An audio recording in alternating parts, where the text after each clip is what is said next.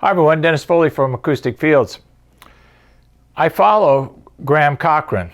He is on the internet, he's a mix engineer, and he's very good at describing the processes you guys use when you deal with mixing. You know, voice, instruments, how to layer things in the mix, how to put things in the mix, how they fit, what you want, what you don't want.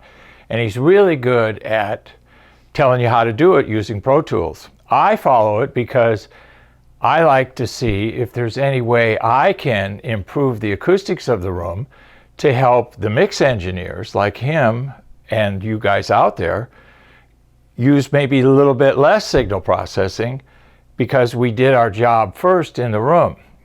It's amazing to me how much you can fix with EQ in Pro Tools. I never realized that till I started following Graham and watching his stuff. But we'll put the link to his site on this video so you can follow him yourself. He's really good at explaining everything, even to a guy like me who knows nothing about Pro Tools in the process. So I've learned a lot, and I constantly watch his videos because I think it helps me understand what you guys go through all the time and what I can do acoustically to maybe make your life a little bit easier. And here's one situation. So he talks about EQing male voice, okay?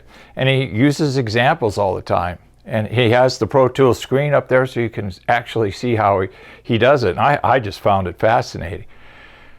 He kind of does in the digital domain what I do in the analog domain. So he's talking in this situation about EQing voice, and he describes the vocals in this mix as full, warm, and too thick. And he tells you why, and listen to the video and you can see, okay? And he says with these characteristics, the vocals would get lost in a dense mix where you had lots of instruments and lots of things going on. So he talks about some interesting things in there. And I hear, in the recording, I hear room sound, okay? And he also mentions it, that the low end in the vocals that he's EQing is a little bit too thick, warm, okay? Those are the terms he used, but that's really what he means. So then he talks about chest voice. So, and then we have mouth voice. And I never really was familiar with these two concepts. Well, mouth voice, obviously, the sounds that come out of mouth, but chest voice, the chest actually emanates energy, and why wouldn't it? If you think about it, it's a cavity. And you know how negative I am in rooms with cavities, okay, because they resonate. And you don't want a bunch of cavities in your critical listening environment because they're producing sound themselves. Bookcases, you know, shelves, fireplaces, alcoves, bay windows, things like that, they all produce resonances based on their dimensions. So the chest is a cavity, it's hollow. So you get what's called chest voice, which is sound emanating from the chest, and then we get the sound that comes out of the voice. So we have our microphone, you get this and you get this, the energy from the chest. And you can see in this graphic those two things happening at the microphone. All right, so what do we get? We get male voice can go to as low as 90 hertz. So if we design our vocal room to deal with this dimension, we'll have less of this. We'll have less warm, too thick, and too full. Now, yes, you can take it out with EQ, and Graham does a great job of demonstrating that. But what if we recorded in a room that took those things into consideration and you didn't have to EQ, okay? So just, you know, putting the cart before the horse, so to speak, we can correct a lot of things in the room so when the mixing engineer gets it, he's got more flexibility to work with, okay? So, and he points out that, you know, when it's full, warm, and too thick, it won't fit well in a mix that has lots of instruments, okay?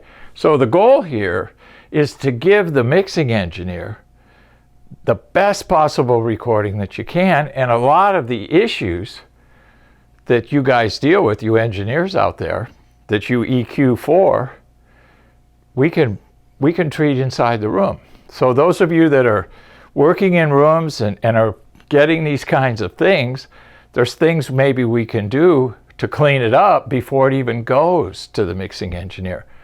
So this is a wonderful thing. I was really impressed with Graham's presentation and how well he did, and please follow him. He's, to me, if I was a mix engineer, I would definitely watch what he has to say and learn from it.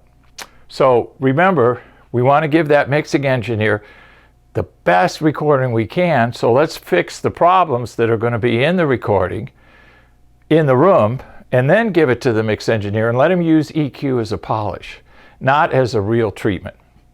Thank you. Thank you for watching this video, and if you liked it, please give us a thumbs up. We also have a newsletter that you can subscribe to, so please do that because we offer special price discounts to only those on our newsletter. And then don't forget about our forum. We have started a forum on our own website where people ask questions, and I usually get a chance every couple of days to look at it.